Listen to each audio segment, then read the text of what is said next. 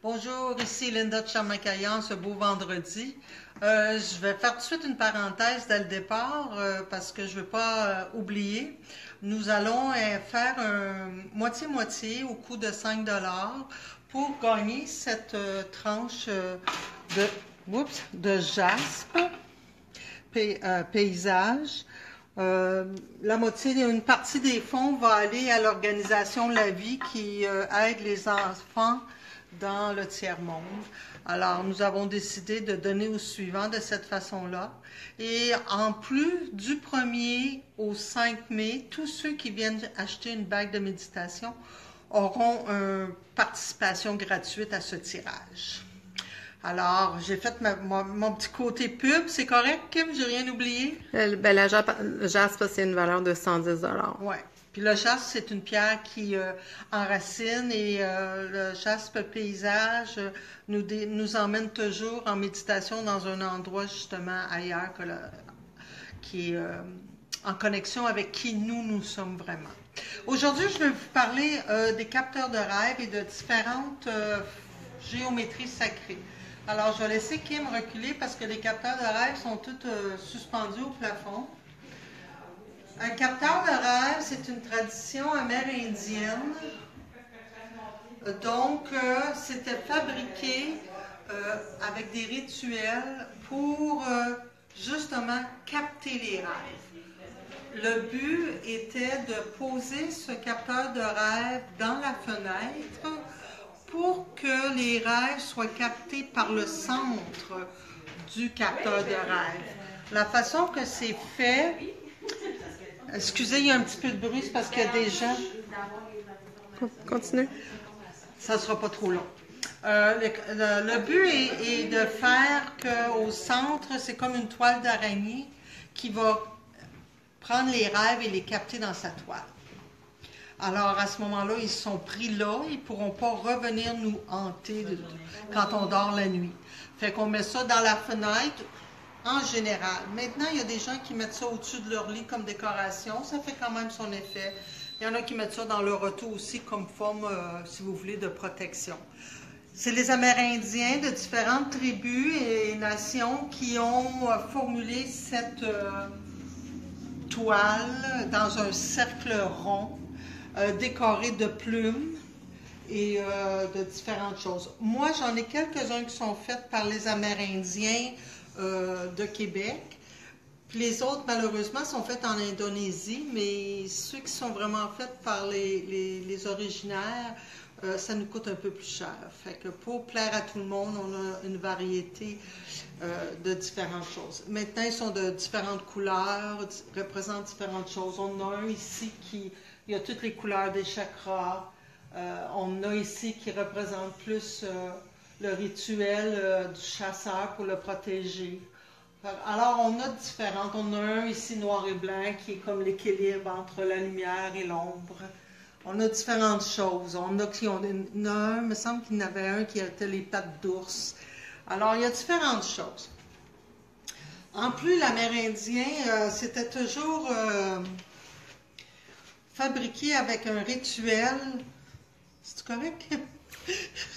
C'est avec un rituel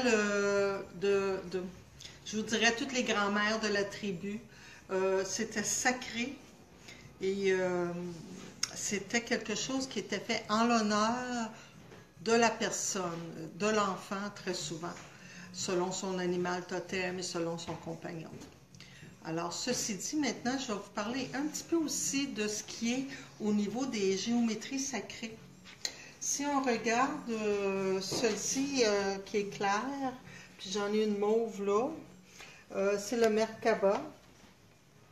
Le Merkaba, c'est un véhicule de téléportation, si vous voulez, pour nous emmener dans d'autres dimensions. Alors, c'est une forme sacrée qui est très importante. Nous avons la pyramide, qui elle aussi nous fait voyager, mais d'une façon différente. C'est vraiment comme je vous dirais que le Merkaba, c'est comme, si vous voulez, un vortex qui nous emmène dans différentes dimensions. Puis la pyramide, elle, est plus comme un parterre, comme un pont entre un endroit et nous. On a le cube ici qui représente naturellement la solidité, l'encadrement. Et c'est une forme qui on se sert souvent en Reiki. Et puis on a ici le octogène, qui représente le lien entre ce qui est en haut et en bas. Puis ici on a un isocaèdre en métal, qui lui représente, si je me souviens bien, c'est l'eau. Puis on a un autre de l'autre côté qui est une différente forme, qui est la terre. Fait qu'il y a différentes choses qui peuvent servir. Le papillon qu'on voit ici, c'est de la liberté. Celui-ci, ici, c'est un autre capteur de rêve, mais naturellement, il est métallique, c'est plus décoratif que d'autres choses. Mais les pointes qui sont en verre de plomb, qui réfléchit les couleurs de l'arc-en-ciel. Fait que c'est un capteur d'énergie en plus. Fait que comme vous voyez, des fois, les rituels sacrés, ils sont convertis en décoration. Mais l'objet en elle-même, elle fait quand même son travail. On a une question de Mme Cora. Peux-tu nous parler plus du Merkaba, s'il vous plaît? Bon, à l'intérieur de soi, nous avons tous une forme géométrique qui est associée à notre vibration. Puis la vibration terrestre, ça passe par le Merkaba. Si on regarde le Merkaba, c'est toutes des petites pyramides qui sont jumelées ensemble. C'est vraiment un outil qu'on doit aller à l'intérieur, puis on peut tourner comme nos chakras pour vraiment nous emmener dans d'autres dimensions, que ce soit dans des vies parallèles ou dans d'autres endroits vivants d'autres genres de gens que nous. Alors, le Merkaba, on peut méditer avec, on peut le mettre en décoration, puis on peut faire des voyages astrales avec. C'est bien. OK. Ensuite, il y a aussi tous les carillons. Il y a différents carillons. Si je vous montre ceux-là ici, ce sont les cloches chantilly. Ce sont des carillons qui sont faits en Europe, en France. C'est pour aligner les chakras. Les gens qui font du yoga s'en servent beaucoup pour harmoniser l'énergie de leur corps quand ils font le yoga. Ensuite, c'est sûr qu'on a toutes sortes de carillons décoratifs pour juste le son au bruit. Mais quand on va dans des sons qui sont graves comme ça nous ramène pour nous enraciner d'une façon, je vous dirais, pieuse. C'est pas religieux, mais ça nous fait tout de suite, on se sent, puis on sent qu'on est sacré. On est dans le sacré. Alors, ça, c'est bien pour ça. Puis, je vais vous montrer. Ici, on a des carillons à clochette.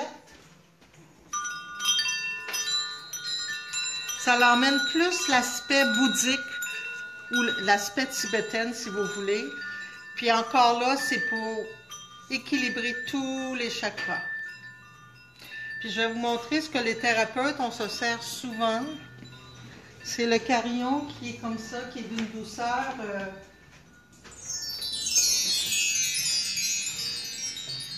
C'est un chakra qui, tout dépendant, si on le travaille de la tête aux pieds, il va grounder au plus long, aller au plus bas. Puis si on le met sur l'autre sens, il va élargir notre sphère énergétique. Fait que lui, il va travailler beaucoup au niveau de l'aura.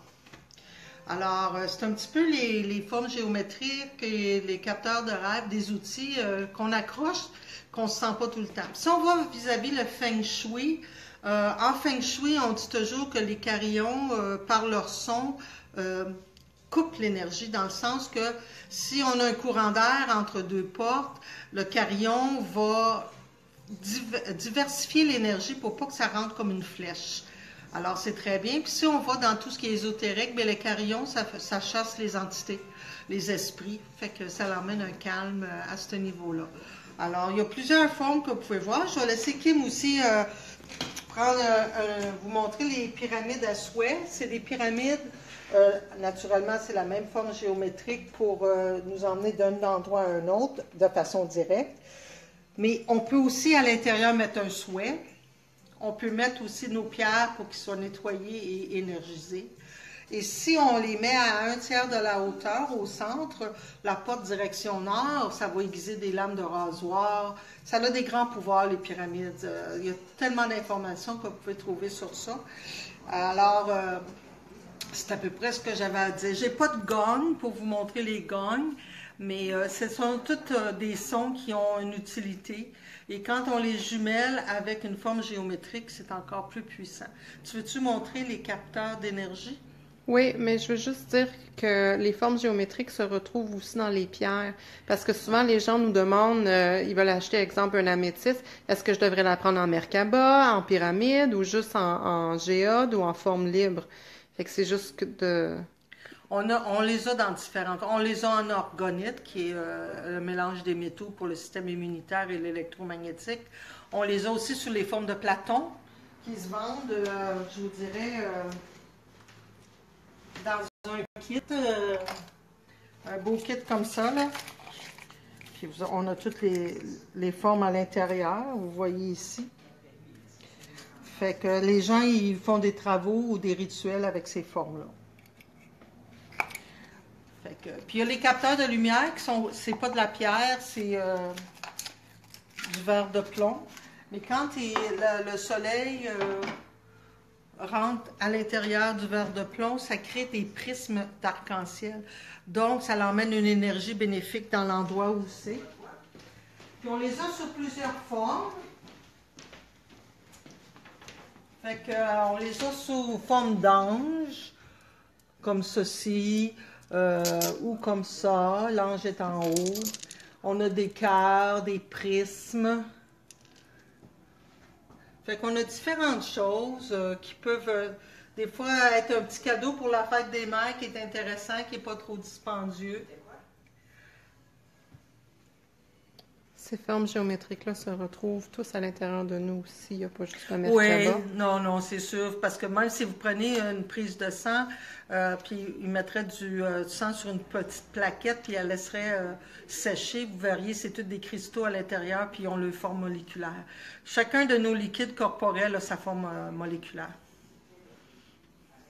Fait que c'est à peu près ce que j'ai à vous dire aujourd'hui. Je suis un petit peu à court de mots, je m'excuse, j'ai eu une grosse semaine. Je vous dis un gros coucou, un beau bonjour, un beau week-end, même s'il annonce moitié pluie, moitié beau.